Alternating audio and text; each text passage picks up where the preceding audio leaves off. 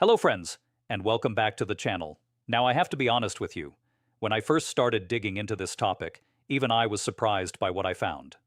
Because what I am about to share with you today is something that millions of Americans qualify for right now in 2026, and the overwhelming majority of them have absolutely no idea it exists. The United States government, at the federal level, and in many cases at the state level too, is actively, deliberately, and in some cases urgently putting money into the hands of people who want to start or grow a small business. We are talking about grants, low-interest loans, tax incentives worth thousands of dollars, technical assistance programs, and in certain cases direct funding that you never have to pay back. Let me say that again, because it is worth letting it sink in. There is money available right now that you do not have to repay. Not a loan, not a credit card, not a line of credit with interest piling up. Free money, funded by taxpayers, allocated by Congress and state legislatures, and administered by government agencies whose entire job is to get that money into the hands of qualified Americans. And most of those Americans never apply. Not because they do not qualify, not because the money is not real, but because nobody told them it existed. That changes today. I want you to stay with me all the way to the end of this video, because I am going to walk you through exactly where this money comes from, who qualifies for it, how to access it, and, most importantly, the mistakes that cause people to leave this money sitting on the table unclaimed. Some of what I am going to share with you in the final section is information that even experienced entrepreneurs do not know, and it could be worth tens of thousands of dollars to the right person watching this right now. Before we dive in, let me tell you how I approach a topic like this. I reviewed official federal program guidelines. I examined current Small Business Administration publications and funding announcements. I analyzed state-level economic development programs. I looked at recent legislation that has created new funding streams in 2025 and heading into 2026. And I cross-referenced everything against what is actually available and accessible to everyday Americans, not just large corporations or connected insiders.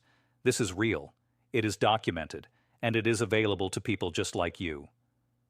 If you are not yet subscribed to this channel, I want to ask you to do that right now. Every week we bring you information about financial opportunities, government programs, benefits, and economic news that directly affects Americans who are trying to build something better for themselves and their families. Hit that subscribe button and turn on notifications, because the people who know about these programs first are the people who actually get the money. And that is exactly where I want you to be. Now let us get into it. Number 1. Why the government is doing this, and why 2026 is a particularly important year. I want to start here, because understanding the why makes everything else make more sense, and it also helps you understand why this moment, right now in 2026, represents a genuine window of opportunity that may not look exactly the same in 2 or 3 years. The United States government has a long history of investing in small businesses, and the reason is not altruistic, it is economic. Small businesses are the engine of the American economy. They represent the majority of all net new jobs created in this country. They drive innovation, they strengthen local communities, they generate tax revenue. And when small businesses thrive, the broader economy benefits in ways that are measurable, significant, and politically popular across party lines. That is why support for small business funding tends to survive changes in administration and shifts in Congress in ways that other programs sometimes do not. Both parties, whatever their differences, understand that helping Americans start and grow businesses is good politics and good economics. But 2026 is different from a typical year in a few important ways. First, there is a significant amount of federal funding that was allocated over the past several years through various economic recovery initiatives, workforce development programs, and infrastructure-adjacent legislation that is now in its active distribution phase. Federal agencies have funding they are required to deploy, and in many cases they are actively looking for qualified applicants to receive it. The money has already been appropriated. It is sitting in accounts, and it needs to go somewhere. Second, there has been a deliberate policy push at both the federal and state levels to expand access to entrepreneurship for groups that have historically been underserved by traditional financing, including veterans, women, people over 50, residents of rural communities, and people in economically distressed areas. New programs have been created, existing programs have been expanded, and the eligibility criteria for many of these programs have been deliberately written to include people who might not think of themselves as typical business owners. Third, and most people never realize this, many of these programs are significantly undersubscribed. The government allocates the money, the agencies set up the programs, and then they wait for applications that often never come in the volume expected, because the people who qualify do not know the programs exist. That means the competition for some of these funds is far lower than you might assume. Here's where things get interesting. Let me show you exactly what we are talking about. Number 2, the federal programs that are putting real money in real hands. Let us start at the top, with the federal programs that have the widest reach and the most significant funding behind them. The Small Business Administration, which most people have heard of even if they do not know exactly what it does, administers a range of programs that go far beyond the loans most people associate with the SBA name. Yes, the SBA guarantees loans, but it also runs grant competitions, funds small business development centers in communities across the country, operates a network of SCORE mentors who provide free guidance to entrepreneurs, and administers specialized programs for specific populations that come with dedicated funding streams. One of the most important and underutilized programs in the SBA's portfolio is the Small Business Innovation Research Program, commonly known as SBIR. This program awards competitive grants to small businesses that are engaged in research and development with commercial potential. The grants come in phases: early-stage exploration funding that can reach up to several $100,000, and later-stage development funding that can reach into the millions for businesses that demonstrate real progress. These are not loans, they are grants. And while the program originated with a focus on technology and science, the definition of qualifying research and development has expanded significantly, and businesses in sectors ranging from agriculture to healthcare to education to energy have successfully received SBIR funding. Most people never realize this program exists, and even among people who have heard of it, many assume it is only for Silicon Valley startups or large research institutions. That assumption is wrong, and it has cost countless small business owners access to money they legitimately could have qualified for. Another federal resource that deserves serious attention is the Network of Community Development Financial Institutions, known as CDFIs.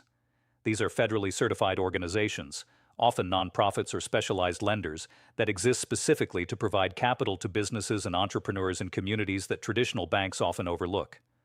They offer loans with significantly more flexible terms than conventional financing, and many of them also administer grant programs, provide technical assistance, and connect entrepreneurs with other resources. If you are in a rural area, a lower-income community, or a neighborhood that does not have abundant access to traditional banking, a CDFI may be the most important financial relationship you can build. And then there is the Minority Business Development Agency, which despite its name serves a broader mission than many people realize, working to connect entrepreneurs from a wide range of backgrounds with business development resources, federal contracting opportunities, and capital access programs. If you have ever thought about doing business with the federal government, which spends hundreds of billions of dollars every year on goods and services, the pathways to becoming a federal contractor are more accessible than most small business owners know. But that is not the biggest part of this story, because when you add the state-level programs on top of the federal ones, the picture becomes even more compelling. Number 3, what your state may be offering that you have never heard of here is something that surprises many Americans. Every single state in the country has some version of an economic development agency, and virtually every one of those agencies has programs designed to attract, support, and fund small businesses within its borders. Why?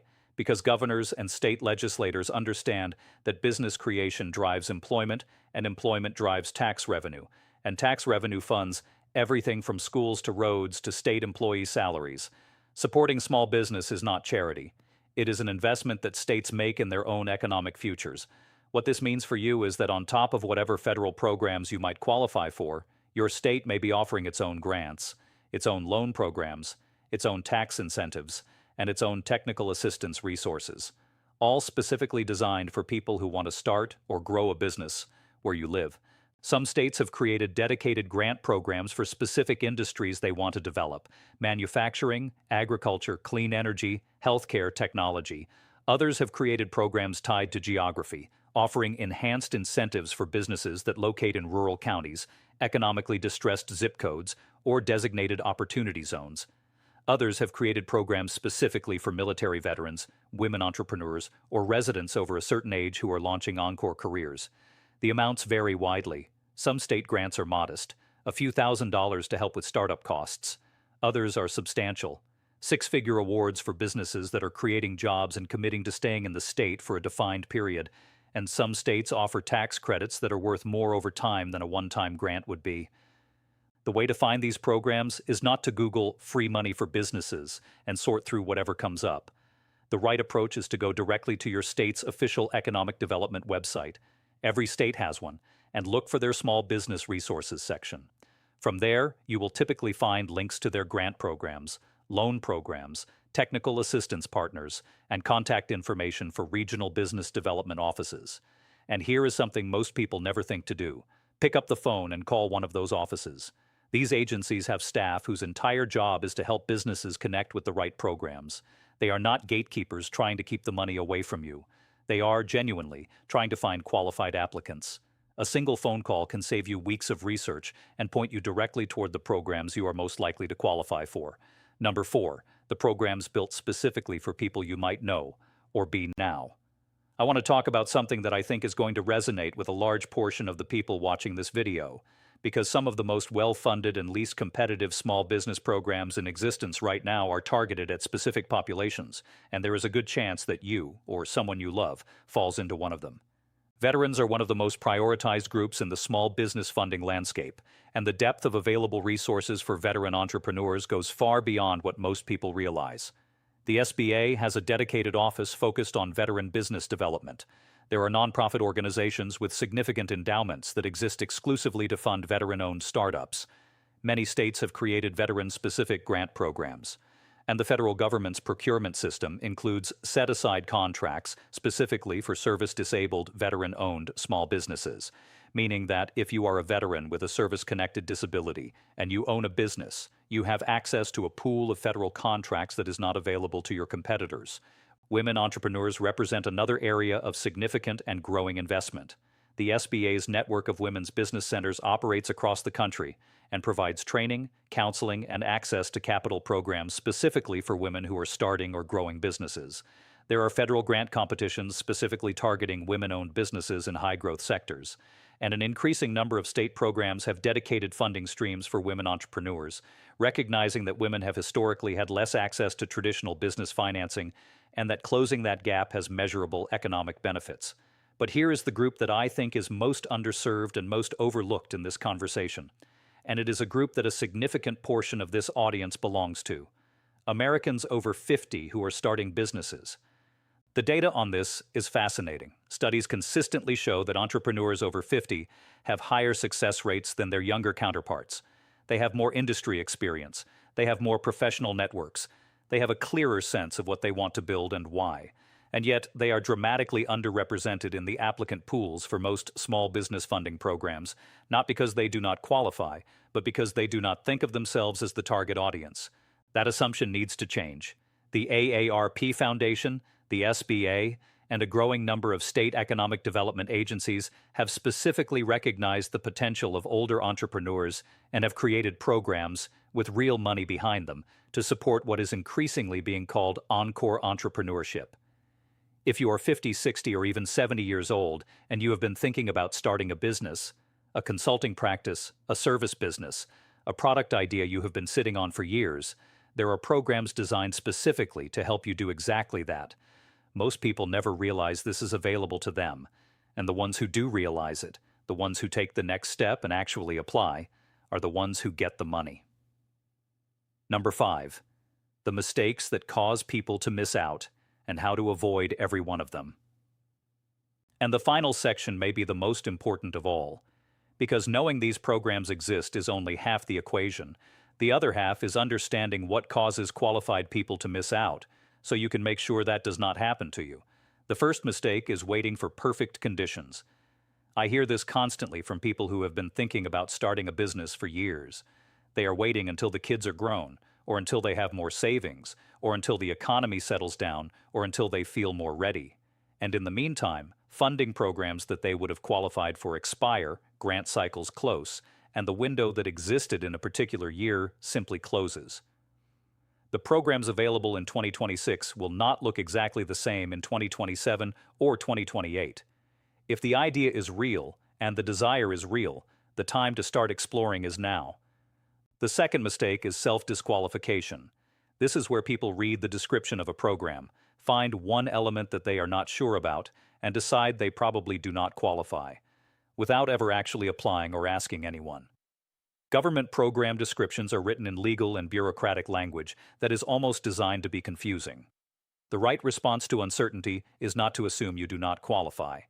It is to call the administering agency and ask. You would be genuinely surprised how often people who assumed they did not qualify turn out to be perfectly eligible once they have a real conversation with a program officer. The third mistake is applying alone. Most government business programs, especially grant programs, have application requirements that involve business plans, financial projections, narratives about community impact, and other components that feel overwhelming if you try to put them together by yourself without guidance. The good news is that help is available and free. Small business development centers, which exist in communities all across the country and are funded by the SBA, will literally sit down with you at no charge and help you prepare an application. SCORE mentors will do the same. Using these resources does not just make the process easier, it measurably improves your odds of success. The fourth mistake is focusing only on grants and ignoring the other tools. Grants are exciting because they are free money, but the full picture of government support for small businesses includes low-interest loan programs, tax credits, federal contracting opportunities, free technical training, business counseling, co-working spaces, export assistance, and more. For many businesses, the combination of a modest loan with favorable terms plus a tax credit plus free technical assistance is more valuable than a single grant, and far more accessible. Looking at the full toolkit, rather than only hunting for grant dollars, dramatically expands your options. And the fifth mistake, and this one I want you to remember, is not telling anyone. The people who benefit most from government small business programs are not the ones who heard about it once and filed it away. They are the ones who told a friend, who told a spouse, who told a sibling, who mentioned it to someone in their church or their neighborhood, and that conversation led to something real. These programs are not secret, but they are also not heavily advertised. They spread through word of mouth, through communities that look out for each other. You watching this video and sharing it with one person who needs to hear it could change the trajectory of their financial life. Let me bring everything together. Today, we covered why 2026 represents a genuine and time-sensitive opportunity for Americans who want to start or grow a business, and why the government is actively trying to get this money deployed. We walked through the major federal programs, including SBA resources, SBIR grants, CDFIs, and federal contracting pathways. We talked about what your state may be offering that you have never heard of, and how to find those programs with a single phone call. We covered the dedicated funding streams available for veterans, women, and Americans over 50 who are ready to build something new. And we went through the 5 mistakes that cause qualified people to miss out, so you know exactly what to avoid. Here is the bottom line. The money is real. The programs are real. The eligibility requirements are written to include people exactly like you. What stands between most Americans and these opportunities is not lack of qualification, it is lack of awareness. And that is what today was about. You now know more than the vast majority of Americans who could benefit from these programs. Do not let that knowledge sit idle. Take one concrete step this week. Visit your state's economic development website. Call your nearest small business development center. Look up the SBIR program if you have a business idea with any kind of innovative angle. Reach out to a SCORE mentor for a free consultation.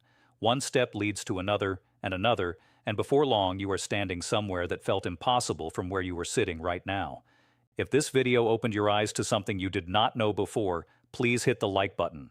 It takes 1 second, and it helps this information reach more people who need it. Share this video with someone in your life who has been sitting on a business idea, because the person who passes along the right information at the right moment can change everything for someone they care about. Subscribe if you have not already, because we will keep bringing you exactly this kind of information every single week.